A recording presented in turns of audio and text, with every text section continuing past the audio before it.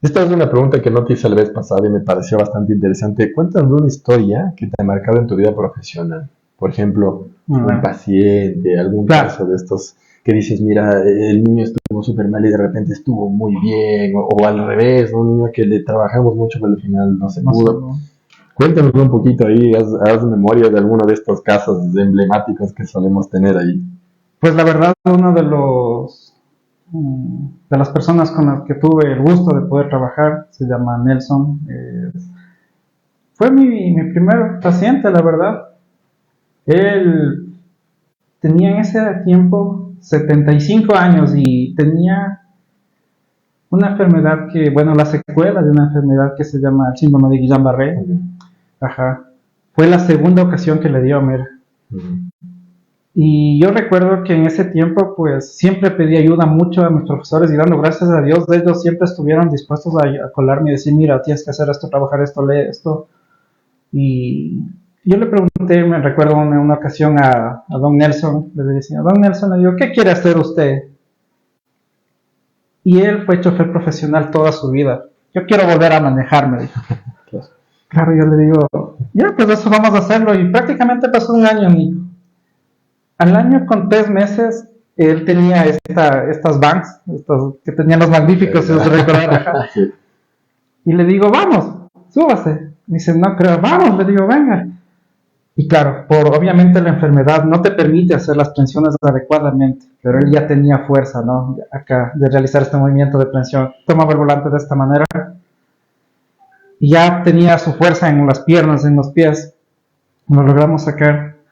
Y fue una felicidad tan grande de que le dijo a la nieta, vamos, te dejo a la universidad. Le subió y nos fuimos a la universidad y justo ahí ya estoy acá en la Universidad Central. Y en esa parte de psicología dijo, mire, ya manejé. Y dije, puta, genial. O sea, fue para mí como que, wow, excelente, Dios. O sea, agradecí mucho a Dios en ese momento. Después ya me despedí de él porque conforme pasó los meses, eso ya tú ya cachas, o sea, sigue perfeccionando. Y perfecto. Qué lindo. Es algo que siempre, siempre lo voy a recordar, siempre. Qué chévere. Ajá. Mira, qué interesante, ¿no? Porque al fin y al cabo le devolviste algo que a lo mejor él pensaba que estaba perdido, Sí. ¿no?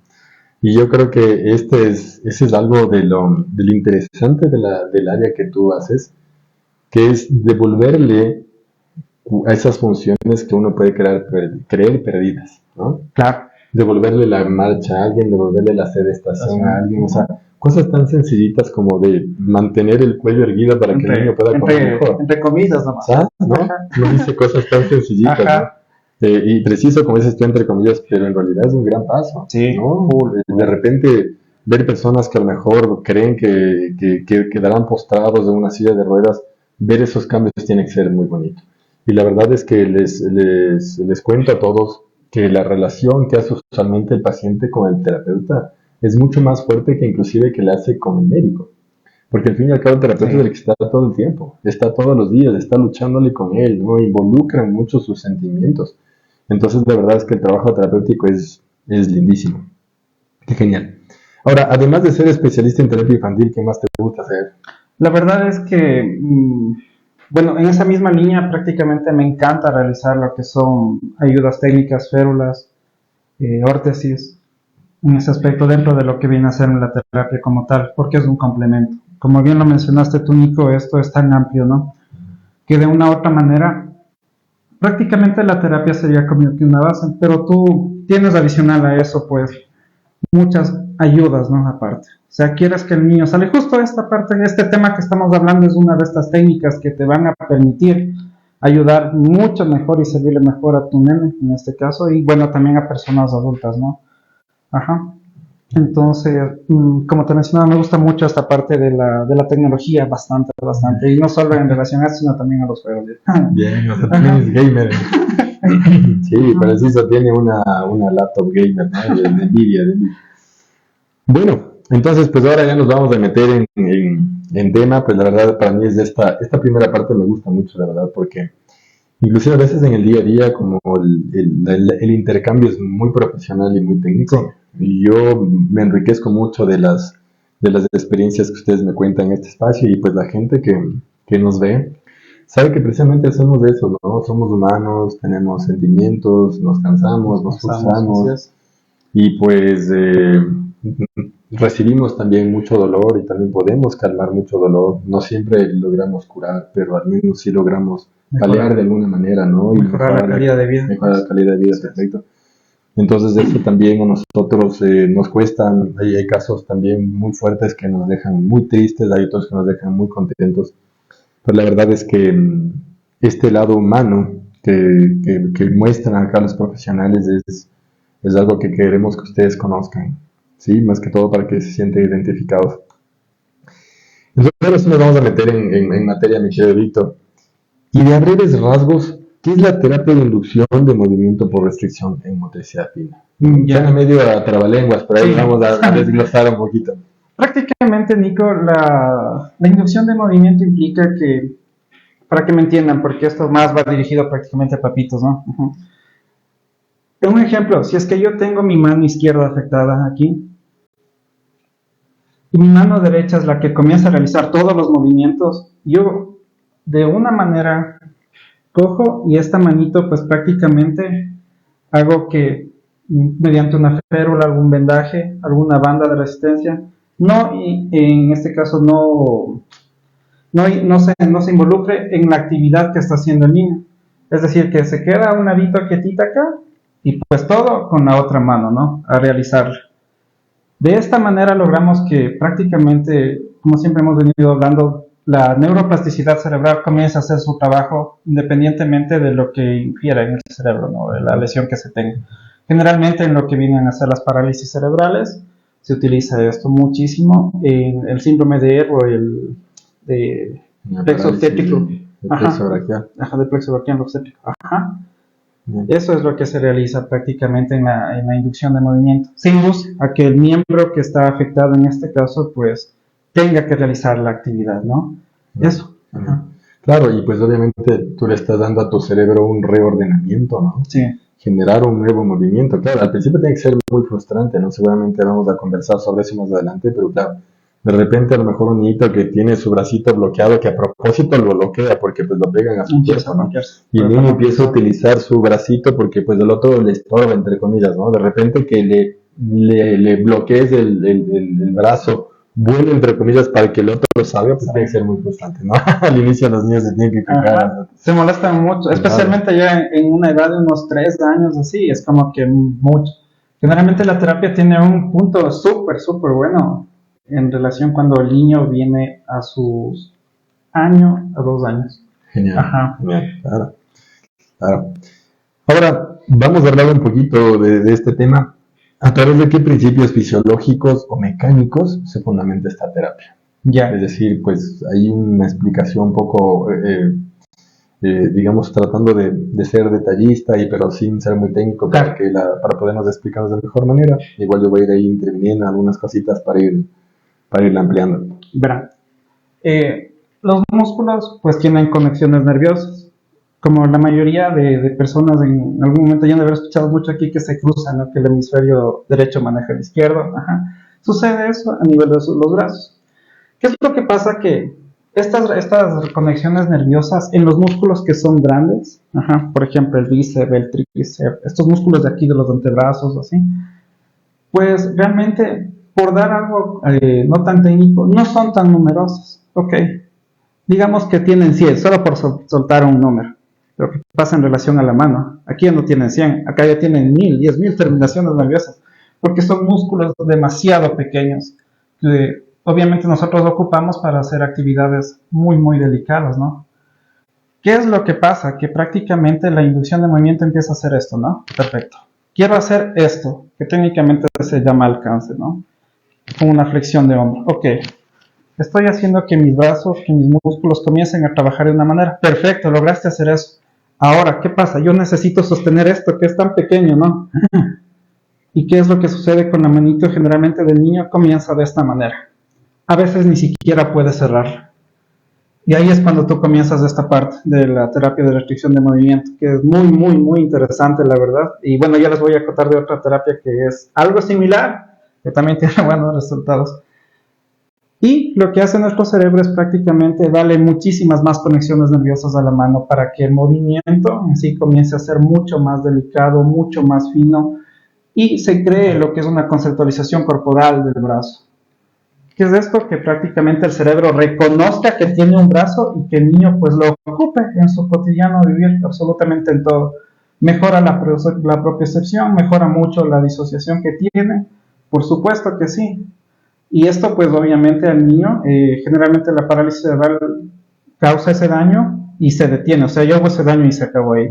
Y nosotros lo que hacemos es darle una mejoría a la manito y realmente nos ha ido bastante bien, Nico, con esta terapia. Muy bien, ajá. Genial. Mira, hay algo importante que tú señalas de acá.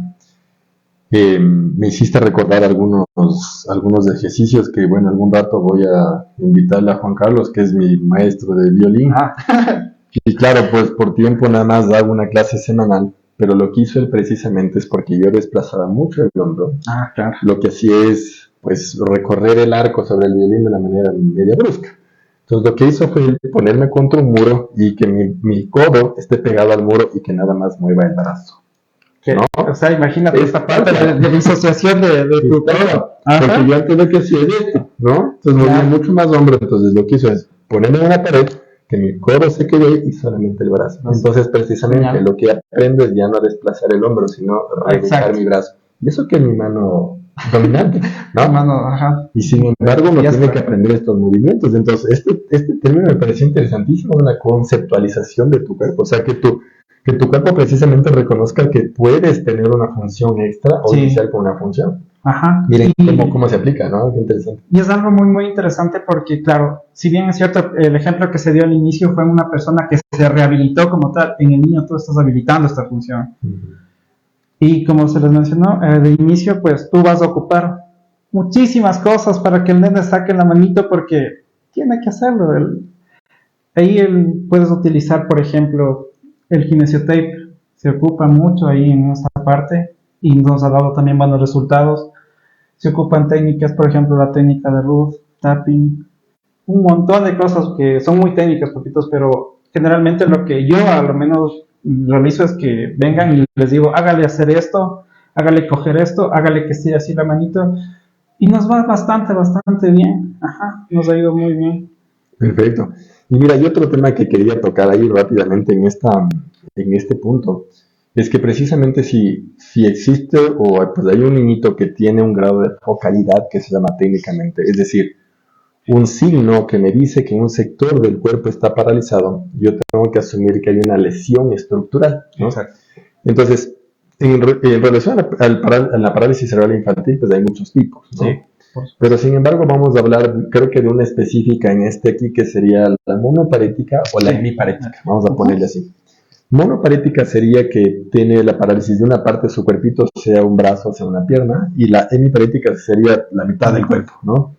Entonces en este principio sería un tipo de parálisis cerebral infantil hemiparética, y pues algún rato ya hemos hablado de este tema acerca de las clasificaciones, ¿no? De la parte motora y demás.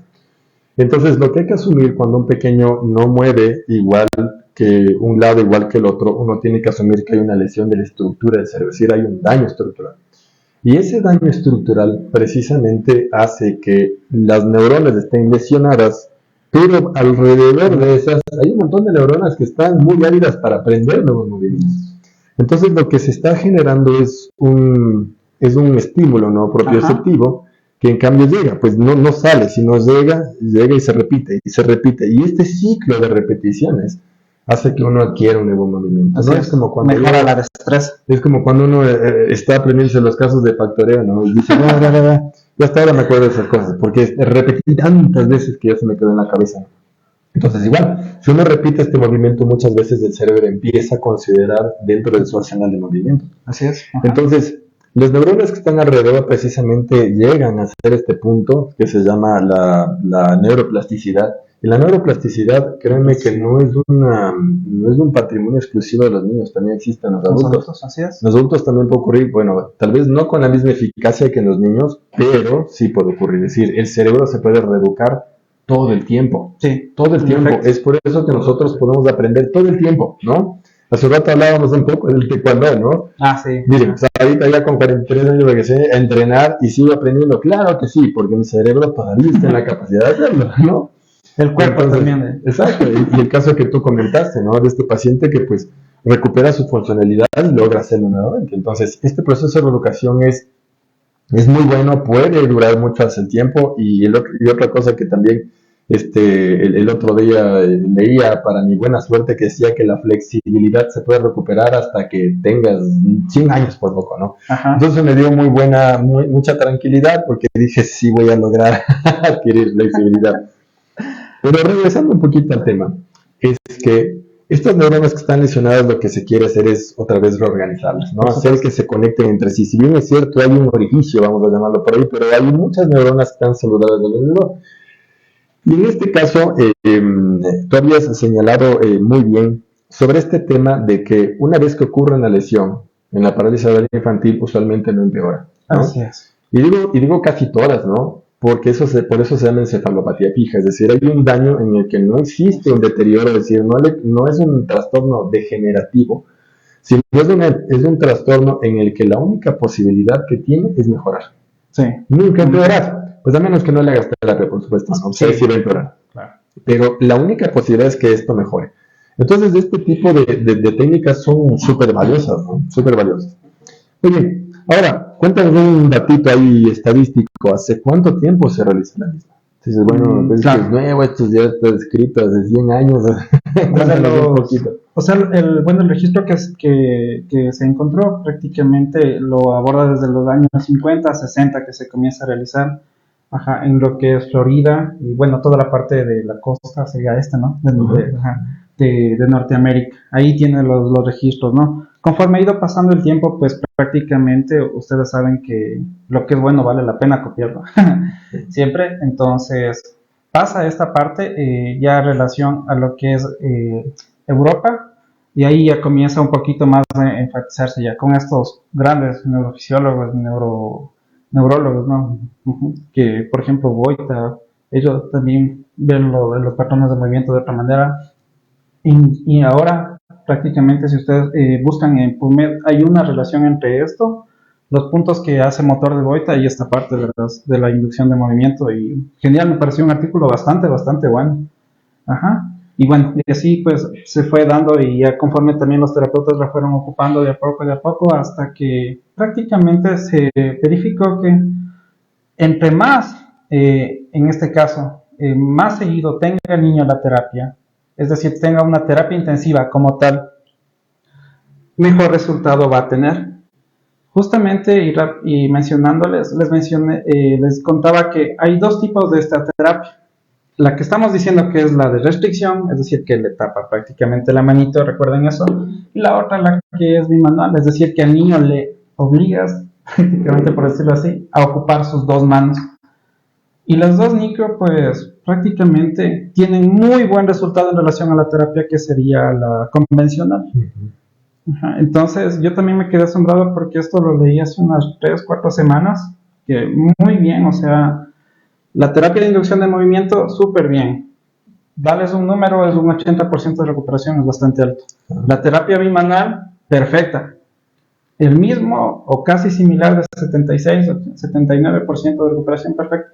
En relación a lo que es una terapia que viene a ser una terapia normal, es decir, la que vas un día, 2 días, ¿no? Tanto la terapia de restricción como la bimanual son niños que van absolutamente todos los días por más de 3 horas de terapia y muestran la mejoría. Por eso es que nosotros a veces en ocasión realizamos los protocolos, ¿no?, de atención a los niños y nos va bastante bien. Ajá, eso es verdad. Sí, interesante, pero mira este detalle, ¿no? Sobre la frecuencia de intervención y sobre los tiempos de intervención. Y eso es algo que yo creo que en el país nos hace mucha falta, ¿no? Sobre todo a lo mejor en el sistema público y es una crítica, la verdad, constructiva, ¿no?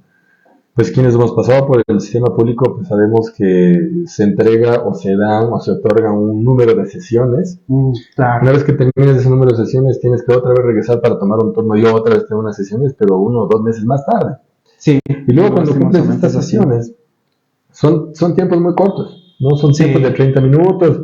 Nada más en que entre el niño y le preparas, a lo mejor se te dan unos 5, ¿no? Entonces será una terapia real de unos 25 minutos. 25, 20 minutos. Claro, y miren qué interesante lo que dices tú, Víctor, porque tú dices, mira, esto es un trabajo de terapia diaria, al menos 3 horas, y con eso se ven resultados, ¿no? Entonces, claro, esto en un sistema público es prácticamente imposible, Es muy porque hay complicado. tanta demanda, que pues no se lograría. Y ahora en los sistemas privados, el tema del costo, El ¿no? costo exacto. Entonces, obviamente, se hacen sistemas poco sostenibles, digamos, ¿no? Para la economía, al menos de los ecuatorianos. Sabemos que la gran mayoría de pacientes, pues, no cuentan con un seguro privado para que pueda hacer la cobertura. Y muchos de los seguros a veces no hacen la cobertura precisamente por el tiempo de presentación del trastorno o por el tipo de Por la patología. comorbilidad también que mencionan ellos. Claro, entonces el acceso, digamos, de menos de frecuencia a las terapias lo convierte en un limitante, pero no significa ahí me corriges, Víctor, no significa que de pronto si no se hace con esa frecuencia, esa intensidad no sirva, ¿no? Yo creería que a lo mejor te tomará un poco más de tiempo ver resultados, Pero sirve. Así es. En este caso, bueno, yo lo que siempre hago es enseñarle al papá, enseñarle que, mire, le puede hacer así con esto, porque prácticamente yo con lo que hago inducción es con una especie de plástico que es muy suave, muy flexible. Entonces al papito se le dice, mire, usted puede hacerle con esto, me invento, como una bufanda. La cosa es que usted le haga trabajar esto todos los días al niño. Y ahí comienza a ver, tal vez el papá no lo va a hacer tan técnicamente, pero mientras él lo realiza en casa, el niño, como ya bien mencionaste, el niño va a seguir moviendo la mano, va a seguir, va a continuar. Una de las actividades que nos ha ido realmente muy, muy bien, y porque prácticamente al realizar esto utilizas tus 4 miembros, es el monopatín. Nos ha ido súper, súper bien. De hecho, el scooter. Ajá, el scooter. Tenemos un nene, él, tú le ves al niño y es un cambio increíble. El único inconveniente que él tiene es al hacer lo que se llama dorsiflexión del pie, es decir, subir su piecito. En sus manitos, porque él tiene una parálisis cerebral, una EMI, ¿no? Una hemiparesia. Entonces nos ha ido bastante bien el manejo de triciclo. De ahí entra esta parte también que es bimanual, que les menciono. Yo pienso que es muy, muy importante porque hay que ser muy, muy honestos. Realmente la parte pública, los terapeutas son muy buenos. Son gente que se prepara, estudia, pero sí, o sea, lastimosamente, tal vez tengan que atender 5 o 6 niños en una hora, y, o sea, imagínate qué hacen eso.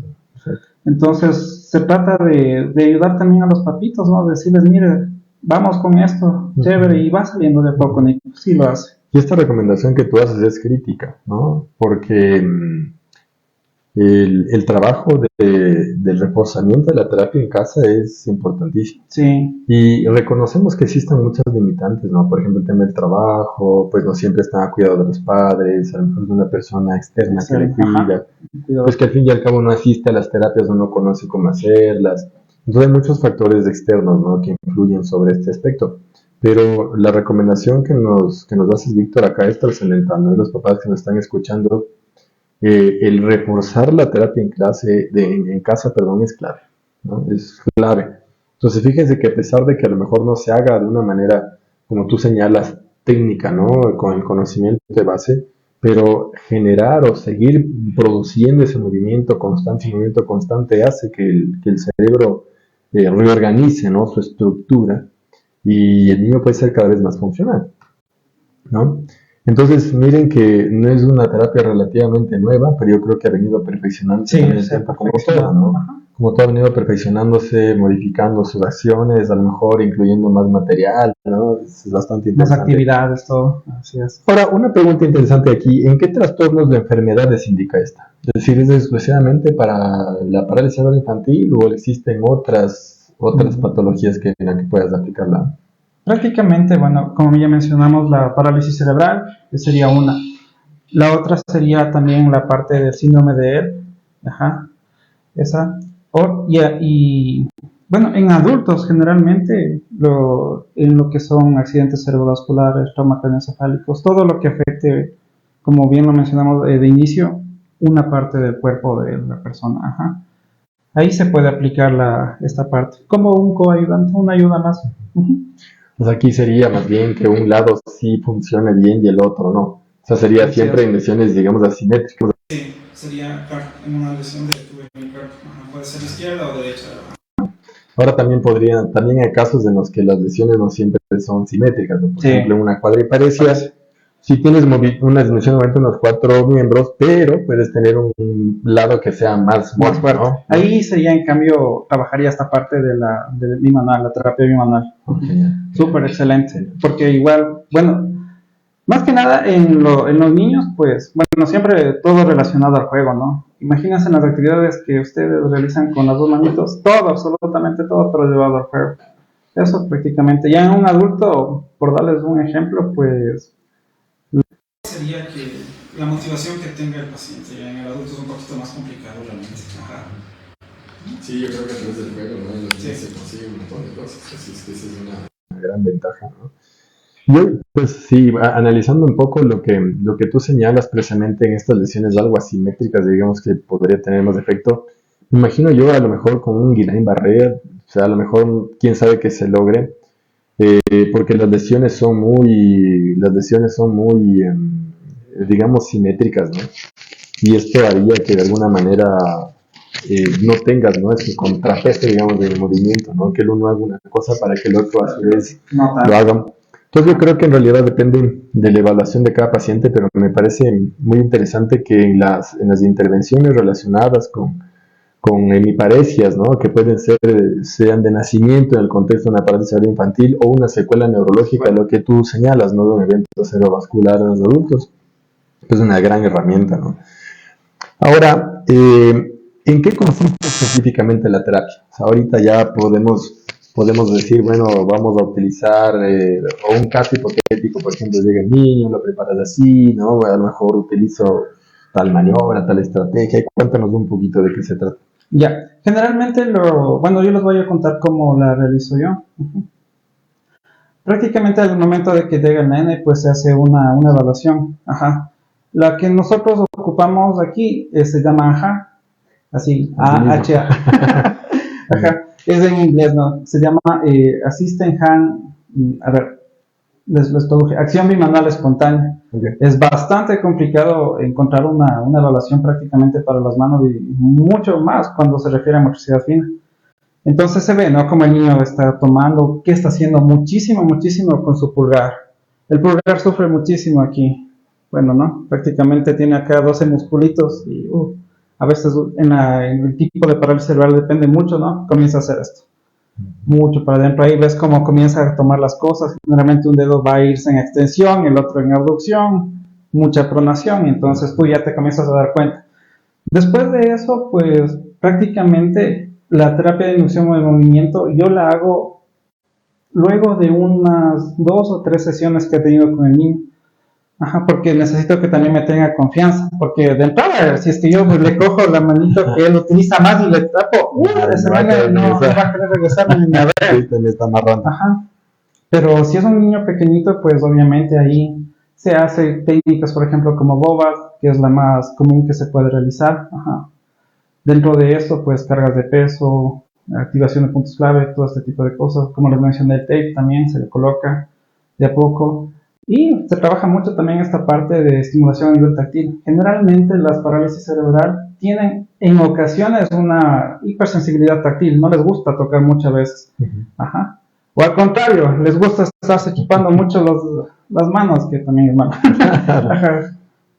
Entonces ahí comienzo a hacer en esto y prácticamente de a poco ya comienzo a hacer que la mano, obviamente con una ayuda física de mi parte, hacer que el niño comience a tomar ciertos objetos y siempre llevándolos pues desde la parte sería distal hacia lo proximal, ¿no? Hacia la línea media, imagínate que aquí hay una línea acá, para que igual refuerce mucho la interconexión a nivel hemisférica que tiene. Y el niño también vaya tomando, ¿no? Diga, ok, esto ha sido para esto es mi manito, ¿no?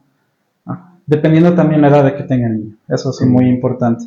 Ajá, porque de ahí las activaciones que se puede hacer, si es que si es que es diagnosticado el niño, obviamente por el doctor, tiene algún tipo de, en el caso de un niño que es prematuro, por ejemplo, ya se le comienza a trabajar muchísimo más todo lo que se refiere, ¿no? Desde su cabecita, su control cefálico, toda la parte de su petito que comienza a voltear. de a poco, que no esté tan pronadita las manos, muy importante que saque el pulgar, que los reflejos que son arcaicos, por ejemplo, esto es un reflejo que es normal, ajá, hasta el tercer mes de ahí ya tiene que desaparecerse, que este reflejo, por ejemplo, de que se mantiene en mano de candelabro, que se llama, también debe irse perdiendo en los niños, aumentar muchísimo más este rango de movilidad, de a poco, porque igual, o sea, aquí me va a ayudarte un poquito, Nico, porque la parálisis cerebral prácticamente nosotros, cuando el niño nace, no es que digamos, ah, tiene una parálisis cerebral. Sí.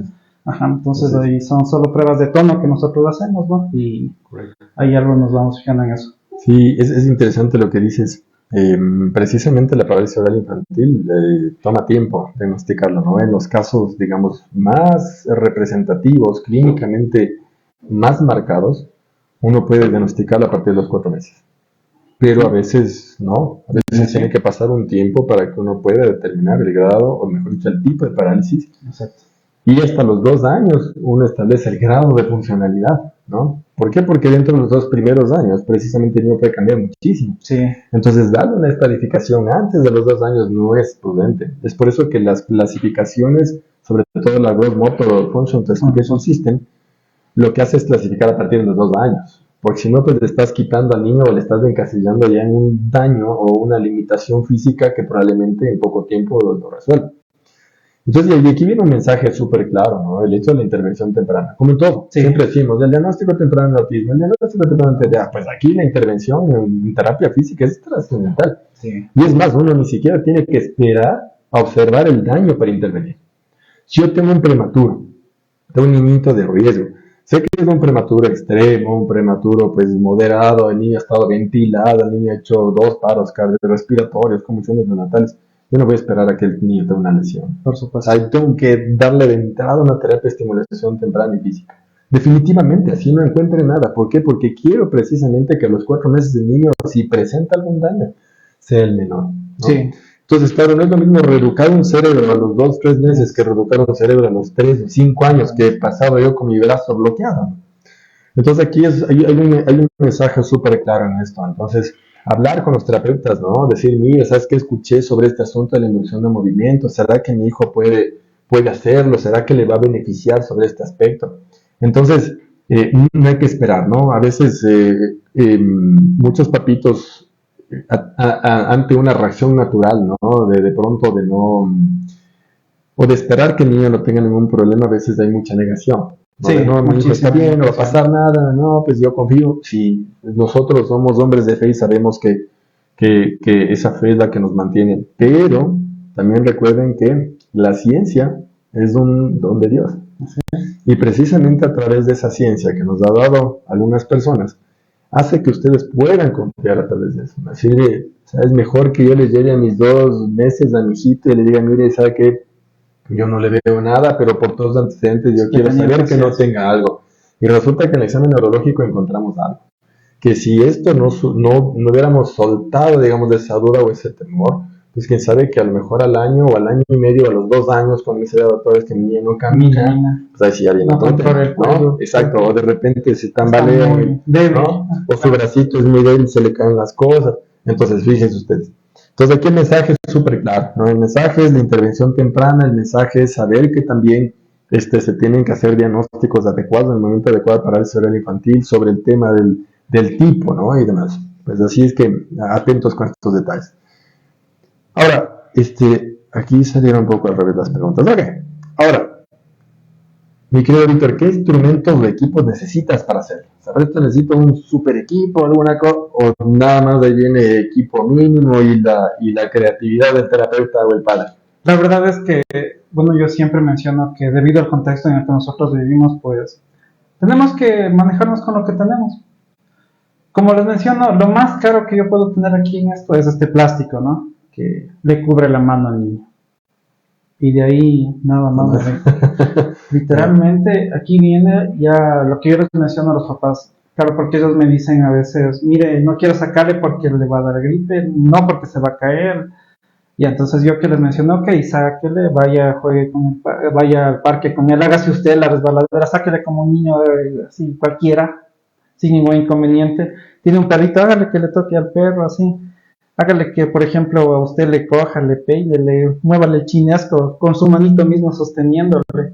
todo este tipo de cosas y actividades son muy comunes, pero a veces vemos como que no le toparás porque le vas a lastimar o cosas así, nada que ver. O sea, si es que en este caso ustedes, estimados padres de familia, ya tienen el diagnóstico por parte de un médico como tal, pues a su niño y a su terapeuta menciónenle, ¿no? Y él va a guiarles de una manera adecuada, indicando que se haga esto, se realice de esta manera, y todo súper, súper bien, súper de acuerdo en relación a las actividades que se realice con él.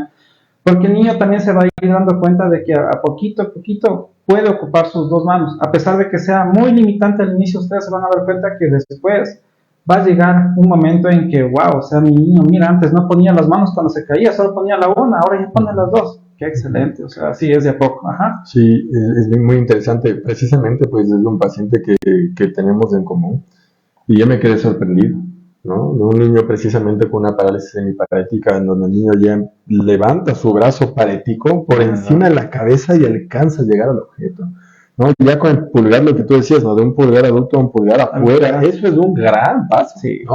Porque si uno tiene el dedo adentro, pues no puedes agarrar nada, pero si el dedo está afuera, si bien otro detalle, ¿no? Esto, aunque ustedes no lo crean, esa es la oposición del dedo, es lo que nos pone arriba de la escala de los seres vivos. Sí. ¿Sí? Esto de aquí nos cambia espectacularmente, no nada más de esto. Entonces, fíjense ustedes, la oposición del pulgar es una de las cosas. Pero mira, o sea, sí, o sea, ponme otra vez así la mano, Nico. Mira lo que hace Nicolai. Para nosotros es algo súper sencillo, nada que ver. Imagínense todo el control que él tiene, Nico, permiso. Miren, imagínense, tiene que aquí tener fuerza, estabilidad en el hombro. Su cerebro ya le está indicando que el hombro esté quietito, el codo se estabilizó, su manito está en pronación. Es decir, que todos los músculos grandes están absolutamente estables, mientras que solo él puede hacer esto. Ajá. Es increíble saber cómo con esa precisión la puede realizar. Algo muy importante es que, esto siempre recuerden, a pesar de la terapia, que se sigan dando.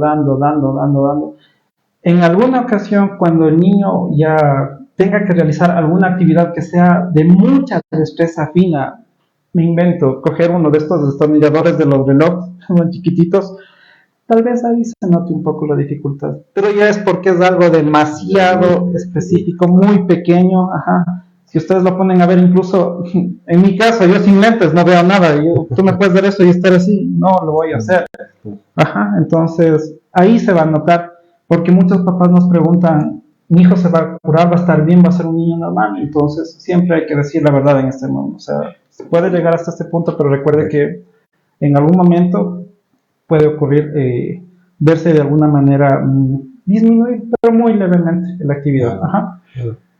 Súper interesante. Ahora mira, entonces pues pocos instrumentos, pocos equipos, creo que más es voluntad y creatividad, ¿no? Ahora, ¿existen terapias similares a estas? ¿Cuáles son? Y una pregunta interesante sería aquí, ¿puedo yo combinar algunas terapias que tengan acción similar? ¿O nada más desde esta la tengo que trabajar con una? ¿O de pronto yo me imagino, te pregunto, Víctor, a lo mejor trabajas una como para hacer que el niño como que se relaje y luego ya te vas por esta? ¿Cómo sería un poco el proceso de la combinación de terapias ahí en este aspecto? Yo creo terapias que, similares, ¿no? O sea, la terapia similar como tal, no te podría decir. Si esta se parece, la técnica X es muy similar a la Y, no tanto. Ajá. Pero tú como terapeuta en un punto, yo me imagino que ustedes los médicos también han de hacer algo así como que mezclan los fármacos y dicen esto les relaja y esto le causa otra cosa. En nosotros es algo muy similar, porque tú comienzas a aprender técnicas y dices, a ver, si yo pongo esto más esta otra técnica, me está saliendo bien, entonces lo voy a hacer de nuevo, ajá, como tal. Pero lo que yo generalmente hago es hacer primero la parte de inducción de movimiento, porque necesito mucha conceptualización, es decir, que el niño entienda que tiene su bracito, su piernita. Una vez ya logrado esto, lo que hago es ya realizar la terapia bimanual, es decir que, ok, ahora que ya me estás cogiendo este vaso así, hagamos algo muy complicado, ¿no? Entre comillas. Coge esta charola, vamos. Y llévale, vamos, ahí camina despacio. Híjole, ya comienza a ser así. Obviamente esto es un ejemplo muy grande, ¿no? Porque siempre recuerden que la actividad, pues, también depende mucho de las técnicas terapéuticas que se ocupen. Generalmente se encadenan. A mí me gusta mucho hacer este tipo, ¿no? Como que cojo la actividad, perfecto. Analizo la actividad. Yo cojo y veo qué me está faltando en esa actividad, la desgloso totalmente y Y digo, a ver, ya tienes este prerequisito para hacer esto, ya tienes esto, ya estás en el paso 5, listo, entonces para el 6 necesito que tengas esto, y así. Esa es la parte técnica prácticamente.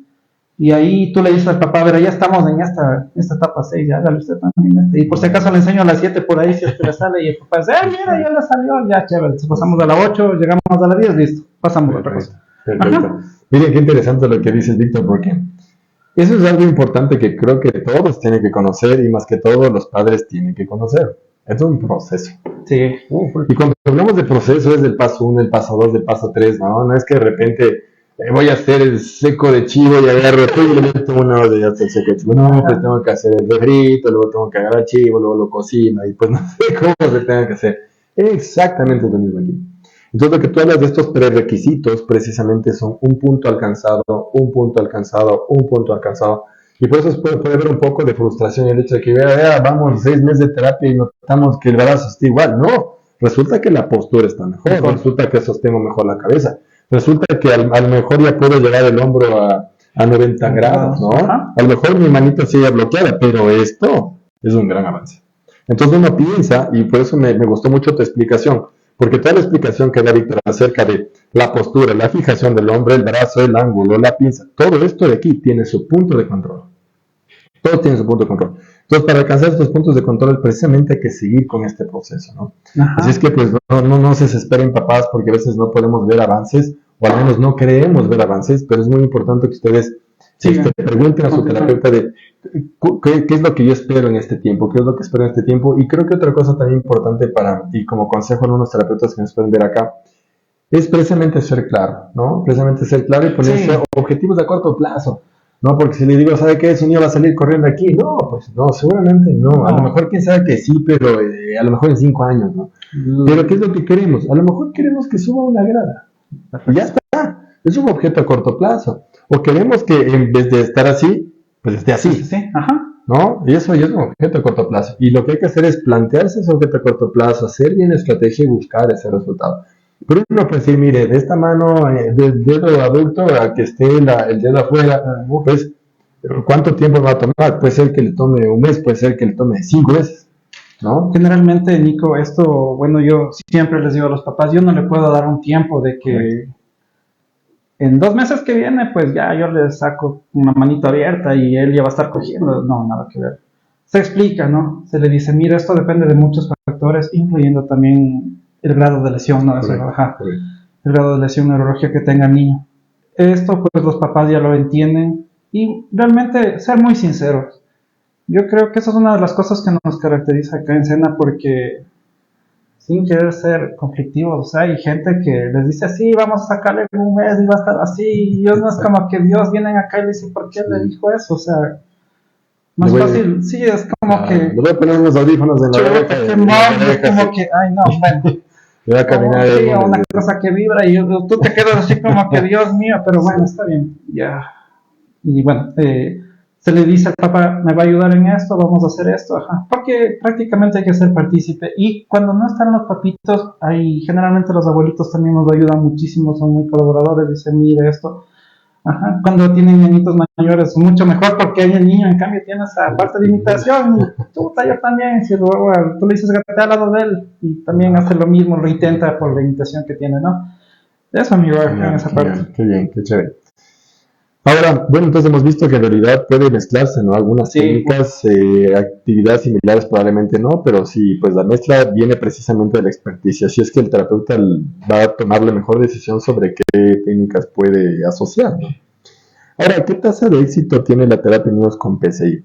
La pregunta es un poco subjetiva, ¿no? Sí. Porque pues dependerá del tipo, dependerá del grado de afectación, del momento en que haces la intervención.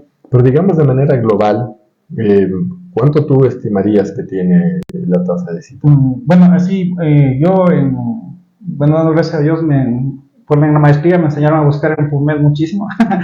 Entonces, claro, no, yo revisé esta parte y prácticamente en España se hizo un estudio. En este estudio, pues, toman a como 10 centros. En estos 10 centros, pues, les dicen, bueno, tú vas a hacer la terapia, la normal, la común, la que le llevas una vez cada semana, 2 veces cada semana. Al otro centro le dice, tú vas a hacer la restrictiva. ok, y tú le vas, y el otro centro le dice, ok, tú vas a coger y vas a hacer la bimanual. Y es justo lo que les mencionaba al inicio. Entonces la bimanual y la restrictiva, súper bien en relación a toda la terapia intensiva así, de neurorehabilitación. Perfecto. Es decir que de todos los niños que tuvieron, obviamente la población es de niños que tienen hemiparesia, ajá, es decir, que tienen la afección de un lado de su cuerpo, no puede ser izquierda o derecha, tuvo una tasa de éxito de más del 80%, entonces sí es bastante bueno. Ajá, ayuda mucho. En relación a la terapia que es la tradicional, que prácticamente no mostró mucha mejoría en el niño. Ajá. Sí, y miren qué interesante es eso, porque yo creo que todo es medible. Todo es Sí. medible de alguna manera. Así es que para medir precisamente esa progresión hay muchas escalas, ¿no? Ya tenemos escalas de Haines, la de Hammersmith, ¿no es cierto? Que Sí, ya se han ido aplicando aquí a algunos pacientes. Pues la idea es que nosotros podamos medir, es decir, no hay una apreciación subjetiva, de como que sí, parece que el niño está mejorando. Entonces, esta apreciación subjetiva causa muchas dudas. Y eso es lo que a veces puede causar malestar en los padres cuando reciben una terapia, porque el terapeuta dice que le ve mejor. Pues de alguna manera sí, porque él nota pues los cambios directos, pero a lo mejor la familia nota que está igual o los padres notan que está igual porque precisamente le ven día a día. Pero, por ejemplo, nosotros, en nuestro caso, yo suelo llamar a los pacientes dependiendo de la afección cada 2, cada 3 meses y yo veo cambios muy marcados, ¿no? Y es porque precisamente es importante que se pueda considerar o se vea que al ser un proceso, precisamente cada punto de mejoría puede ser medido.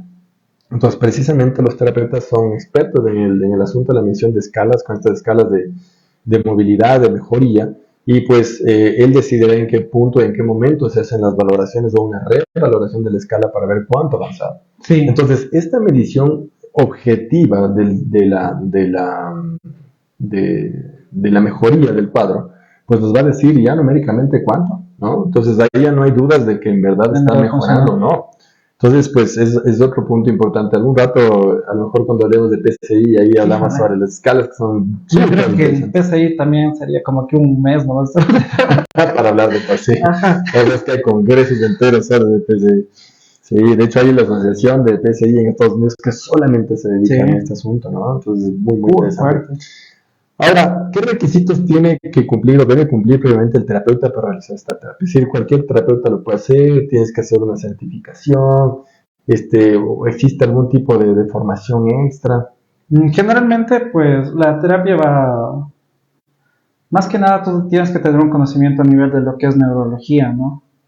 Y neurofisiología, y también neuropatología, y anatomía, y biomecánica, todas esas cosas, para que tú entiendas cómo comienza a funcionar, porque claro, los papitos pues obviamente lo van a hacer de una manera empírica, perfecto, no hay problema, pero tú en algún momento necesitas saber por qué esa mano está haciendo eso, por qué este músculo, por qué al momento, en algún instante, fíjense que la mayoría de niños hacen una extensión de dedo índice y los otros pues parecieran un dedo como en martillo, así.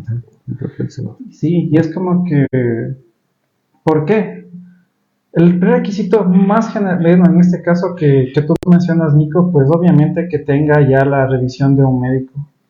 Es decir, que si el pediatra prácticamente vio que el nene tiene algún tipo de riesgo, pues obviamente en este caso te derivará a ti como neurólogo pediatra y pues ya tú obviamente ya pruebas de tono, reflejos, todo lo vas a ver y claro, ya ahí sería como que ok, porque tú ya me das una luz en relación a decir, mira, me está mandando este niño, digamos que tiene esto, claro, entonces sí, vamos a comenzar a trabajar. Yo hago otras evaluaciones complementarias y digo, sí, sabes que tiene esto, por ejemplo, está muy débil, digamos, de los bracitos, mira, no me está haciendo nada, sí. Entonces tú ya comienzas a ver en eso más que nada, te fijas muchísimo en lo que tu niño hace, ¿no? O sea, no está moviéndose, entonces sí, primero todo lo que se refiere a que le vea al pediatra en general.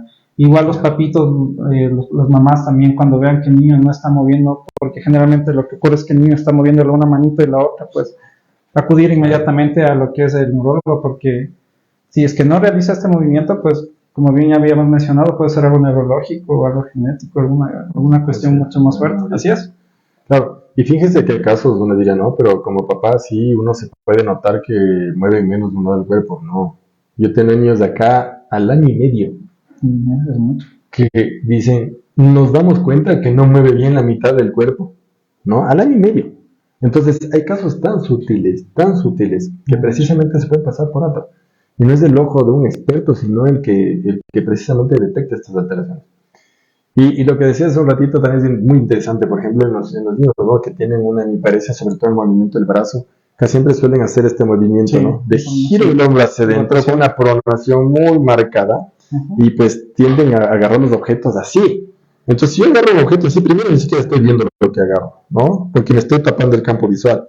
Entonces, la comprensión del por qué mi brazo reacciona así es toda una ciencia. Sí, es muy fuerte. Entonces, lo que dice Víctor es, estoy totalmente de acuerdo contigo, o sea, no solamente conocer la parte fisiológica, sino saber qué músculo tienes que activar o desactivar para que el hombro no se rote y a lo mejor el hombro esté en esta posición, nada más, fíjense, solamente el hombro.